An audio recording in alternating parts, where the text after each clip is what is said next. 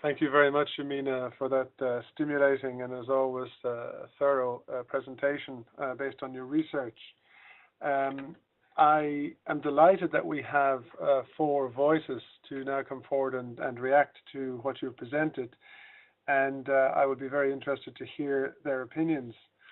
The first of the 4 comes from the European Commission, TNoel, who's a policy officer at the Directorate General for Energy.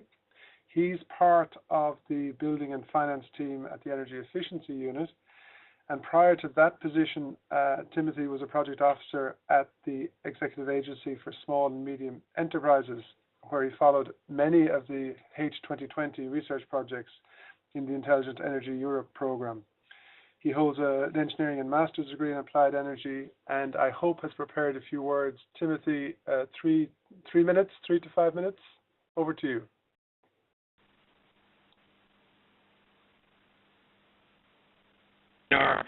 On this important topic around Smart Finance for Smart Buildings initiative.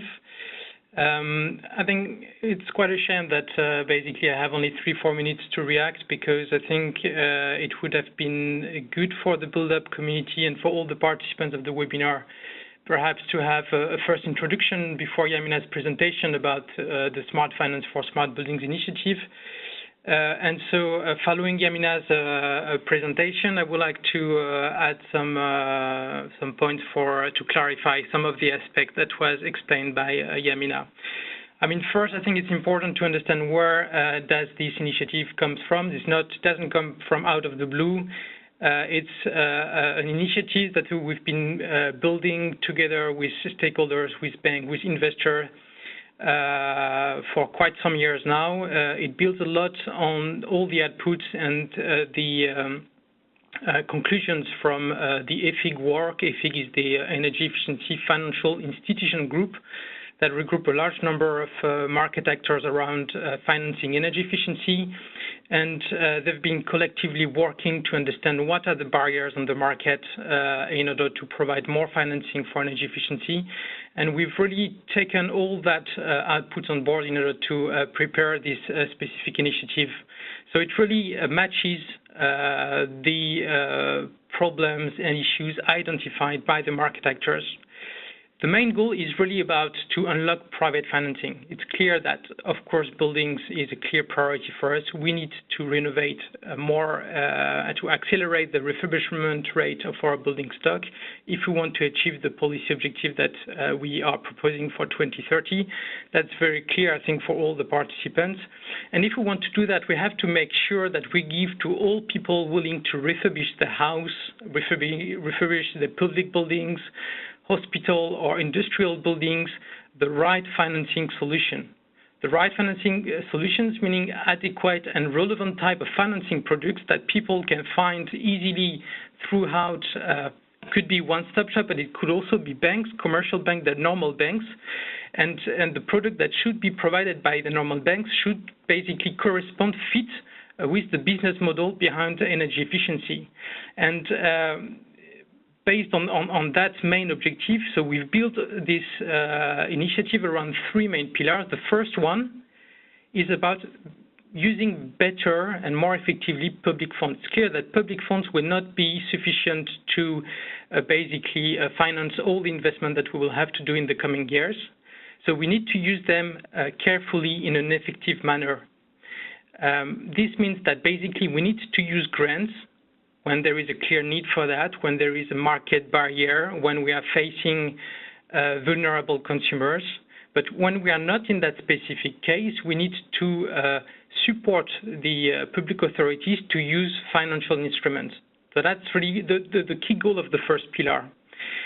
In order to support that, we are proposing to develop what we're calling the financing platforms that are basically composed and structured around 3 main things. The first important aspect is the risk-sharing mechanism. So basically, we would like to set up at national level risk-sharing mechanisms in order to reduce the risk taken by the financiers, by the commercial banks, or eventually also ESCOs or one-stop shop, in order for them to provide financial products to project promoters that are attractive in terms of interest rate, but that also fit with the project in terms of maturity, so long type of debt.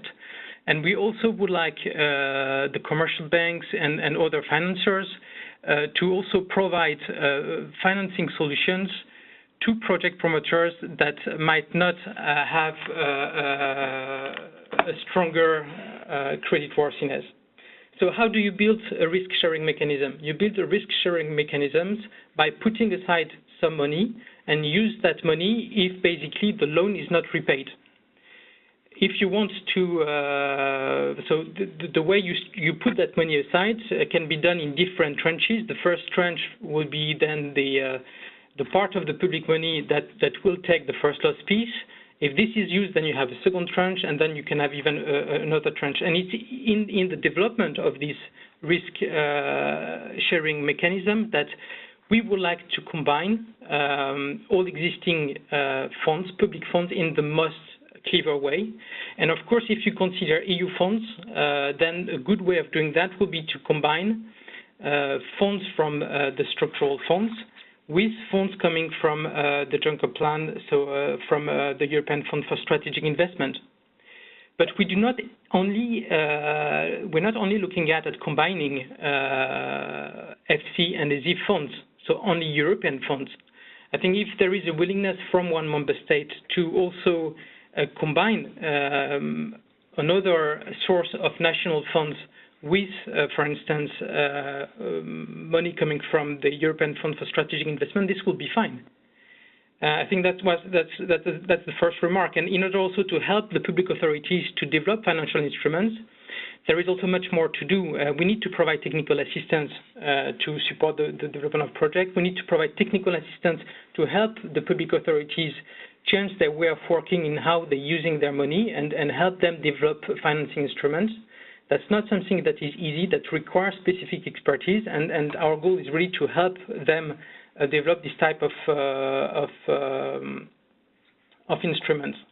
Then in terms of the second pillar is about aggregation and assistance. I think this was pretty well covered by Yamina, but it's not only focused on the one-stop shop. A clear aspect for us is to reinforce our project development assistance facility, which is called ELENA, that has already supported around 4 billion euro of investment on the ground related to sustainable energy, where we have a leverage ratio of around 40. So for €1 of public funds supported, invested into ELENA to support project promoters, we can trigger 40 euros of investment. So our clear idea is to support that for a large type of investment program.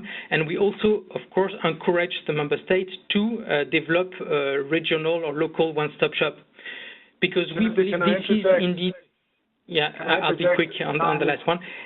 This is a key solution to support project promoters, to support citizen households to start the renovation of their home, while covering the whole journey of renovation. And the financing aspect that needs to be integrated into the one-stop shop could well benefit from the guarantee schemes, and it's not necessarily third-party financing. I think there are many different options. The third-party financing is one that is tested in different places in Europe, but it's not the only one. I mean, if a commercial bank has the right products to offer to citizens to refurbish their house, that's also fully acceptable. If these financial products do not exist on the market, if there is a market barrier, then of course, then the third-party financing is making more sense. Finally, the third pillar, I think, has not been fully explained, in the sense that it's a very important pillar for the initiative. The idea is not just to develop a few platform table and throw some figures about statistics of risk to banks and investors. No, the concept is really to change the market practice. If you go to a bank because you want to refurbish your place and you ask for a loan, the banker will basically give you a financing product that corresponds to a normal consumer loan, because it doesn't have in its category of loan a specific loan for energy efficiency. And why is that the case? That's the case because the banks do not understand precisely the exact risk behind energy efficiency investment. So they just take the normal category of consumer loan. And the whole concept, what we would like to do with that activity together with EFIC is to change the market practices, to give the ability for banks, commercial banks, investors to better understand the risk behind. So this means looking at different risk for a number of projects, like 10,000 projects for deep, but also to look at the risk behind a portfolio of loans, and that we're currently doing that. And once this will be done, once this knowledge will be known by the banks and the investors, they will be able basically to have dedicated products, well priced, that corresponds to the real risk of energy efficiency. And we believe that giving loan for energy efficiency for a bank is a win-win situation. It's a win-win situation because for the banks, it means also a reduce default rates, because if you have to reimburse the loan, but at the same time you get savings on your energy bill, it gives you more capacity to reimburse the loan. So it's somehow a logical consequence that the default payment is less. It also, investing into energy efficiency in a home also increase the value, the asset value of the home. It means that if you have a mortgage and the banks, for a certain reason, has to sell your property on the market, the value of that property will be higher. So it's also less risk for the banks.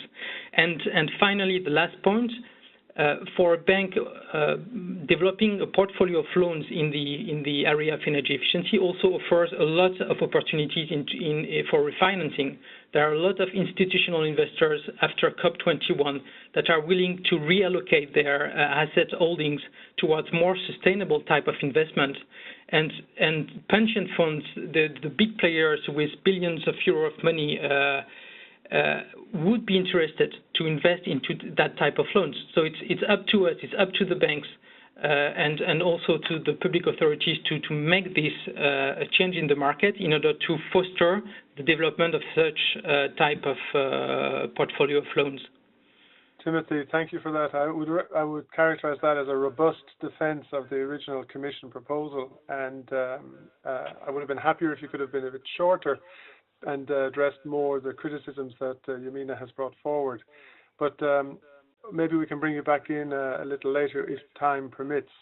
But now I want to move over to a voice from the European Parliament, and I'm delighted